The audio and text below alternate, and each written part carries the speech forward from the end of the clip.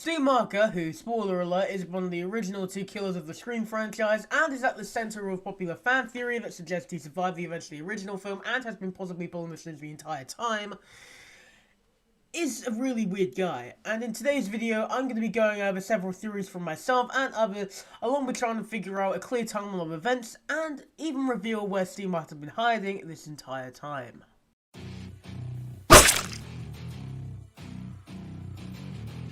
So, who is Stu Marker? Well, Stu Marker is a character in the murder mystery film Scream, where at the end of the film it is revealed that he and his accomplice Billy Loomis are the ones who have been going after Sidney Prescott, and in the end Stu fights Sidney and is supposedly killed when the TV falls on his head, electrocuting him. This is the last time we ever see Stu in the franchise, however, he definitely isn't off referenced at all. You know, in Scream 3, it's revealed that the killer of that movie, Roman Bridger, director, and brother, was there and helped plan out the original murder of Maureen Prescott with Stu and Billy, which was the murder that ultimately started the whole franchise. Now this leads me to the question which I want to be answering in this video. Well, the first question at least. Stu's motive. In the movie he cites peer pressure as his motive. Peer pressure. I'm far too sensitive. However, I think he had another reason which I think is more similar to Billy. That's right, Cindy. I'm gay. No, not that, but revenge. You see, at the beginning of the film, we witnessed the murder of Casey Becker and her boyfriend Steve. However, later in the film, it's revealed that Stu had dated Casey before, so I believe that he wanted revenge for his breakup. He then wanted an out, and he was peer pressured and blackmailed by Billy and Roman to continue killing. Now, after Scream 3, there wasn't much talk of Stu besides the occasional reference to the original film's events. That was until Scream 5, when it isn't mentioned by name. However, we see our first living relative of Stu in Vince. You see, Vince is the son of Leslie Marker, Stu's up until then unknown sister, and she plays into a theory which I will bring up later in the video. Now, as I said in the intro, this, Stu is supposedly killed in Scream 1. And this was even confirmed in Scream 6 by Kirby. However, did he die? Well, I don't think so. Now here's the first bit of evidence I have to this theory. Look at this house. Stu's family was obviously wealthy, and they could have, used this wealth to quickly pay off the police, records offices, and get Stu out of the country, or even change his identity. You see, Stu is played by Matthew Lillard, an amazing actor who has been a huge part of several other franchises, one of which is Scooby-Doo. Scooby-Doo is a mystery franchise that follows a group of mystery solvers, one of which is Shaggy Rogers, a young man who is often hailed as the loser, slacker, and stoner of the group, often wanted to stick behind as the others investigate.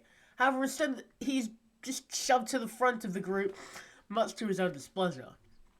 So that leads me to this. Stu's parents were wealthy, possibly wealthy enough to pay off the police, and even setting up with a new identity as Norval Rogers. And set him up with a new family, and even relocate him from Woodsboro, many miles away to the nearby town of Coolsboro. After which, Stu found himself a new group of friends in Fred, Daphne and Velma, and even a dog. A dog which he probably used his parents' money to get trained to be able to talk, because let's face it, who's going to suspect the stoner of the group over a talking dog? He can even seem less suspicious by solving mysteries, all of which seems real, but are ultimately fake. Who do we know who is an acquaintance of Stu, who could set up several people with lifelike costumes that could be used to scare people? Well, who better than the man who makes horror movies and takes them very seriously? I think you know who I'm talking about. Yeah. Now I know what you're thinking though.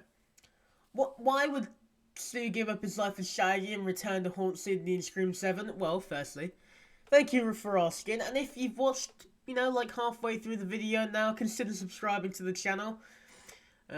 Thank you. But to answer that question, however, well, he's assisted in all of those cases, and he would have left behind some DNA, and we've seen several times throughout Scooby-Doo media the gang be arrested, and I'll assume that they would have been processed, which would have probably included taking their photo, fingerprints, which the police and FBI would definitely have of Stu Markers. But then, would Stu return in Scream 7, and why would he even return in Scream 7, 8, or even 9? I mean, we've some rumours that this new movie could possibly start a new trilogy, but What if I were to tell you Stu's already returned and he's been lurking in the background all the way since Scream 5? You see, Scream 5 is a requel of sorts, a reboot sequel which reintroduced the world of Scream after many years. It led to the reunion of our original protagonists and introduced some new protagonists along the way. Now, these new protagonists didn't really come, they don't really come into play with Stu's story, as, they have no real reason to be hunted by him, but these old cast members and our original trio would definitely, be good targets for Stu, because he'd probably hold a grudge against them. And, hey, he even possibly took one of their lives in this very movie. You see, Scream 5, Dewey, my main man Dewey, sadly dies, and he's one of the original characters of the franchise. His death's credit is taken by Amber. However, there is simply no way she could have killed 5'10" Dewey, or be taller than him in that moment, unless she was wearing stilts, which would make her, like, 6 foot something. And we know it couldn't have been Richie, as he was in the elevator and had gone down with Sam, but if we compare heights, Dewey, aka David Arquette, is around 5'10". And Stu Marker, aka Matthew Lillard, is around 6'4". And in this scene, we clearly see that the Ghostface is a good few inches taller than Dewey. And would definitely be able to overpower him. He would also have a motive to kill Dewey rather than just wanting to make a better movie. And this isn't, if this isn't enough evidence for you guys, I got more. Because Stu was also in Scream 6, and he was the one who attacked Gail. Now, once again, I don't see Quinn being the one who wanted to go after Gail. She had no real reason, But, well, Gail wasn't the one who killed her brother. That was Sam. But who has a motive to go after Gail? Who was the one who literally was the two original killers? Is probably one of the most publicized, thanks to Gail's movies, books, and probably other adaptations. I wouldn't be surprised if there's a stab game in this universe. Well, that would be Stu. And, yeah,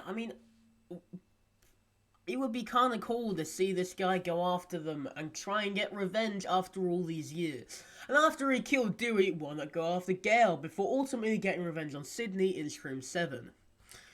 And, yeah, that's pretty much all I've got for this video. This is all the evidence and ideas that I've come together with to try and figure out a clear little timeline of events, and also a massive theory as to how Stu could return, and also have a Scream and Scooby-Doo crossover, because that'd be sick.